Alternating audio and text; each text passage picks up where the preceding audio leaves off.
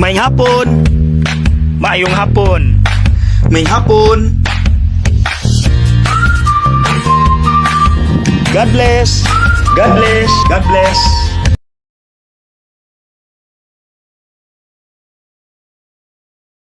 May hapon. Ang atong ebanghelyo naghisgot kabahin sa pag-invite sa atong Ginoo kang Levi aron mahimong iyang tinun-an. Take note, si Levi tax collector, dato hayahay, pero luoy di ay sila sa ilang mga kapwa Hudeo, kay giisip di ay sila nga mga traidor ug makasasala. Nagtrabaho manggod sila sa Roman government nga maoy nagsakop nila pero bati ang dinalhan, so they were condemned as sinners. Luoy.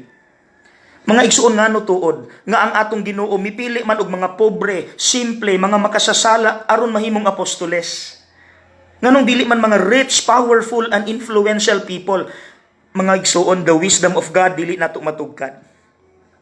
Two reasons. Number one, kay ang audience nga mausab ang status, pobre o mga makasasala, dali rang makarelate sa experiences o messages sa mga apostoles, kay mausab ang experiences sa mga apostoles, mga simple o mga makasasala. Number two, pinaka-importante, kay buot di ay ipabati ni Kristo, bisan ingon ana inyong kahimtang, ayaw ninyo ipakaubos inyong kaugalingon, kay misalig ko ninyo that you can do better things, greater things, na amoy potential to inspire people because built in ang goodness ninyo. Mga igsuon, mausab na ang message ni Lord alang nato karon. Dili unta ta magpadala sa mentalidad nga kita gipakaubos nato atong kaugalingon kay makasasala ta. Why are we here in this world?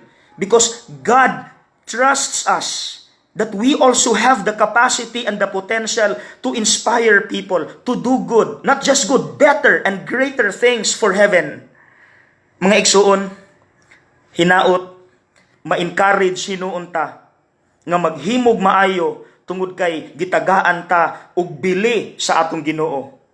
Okay? God bless.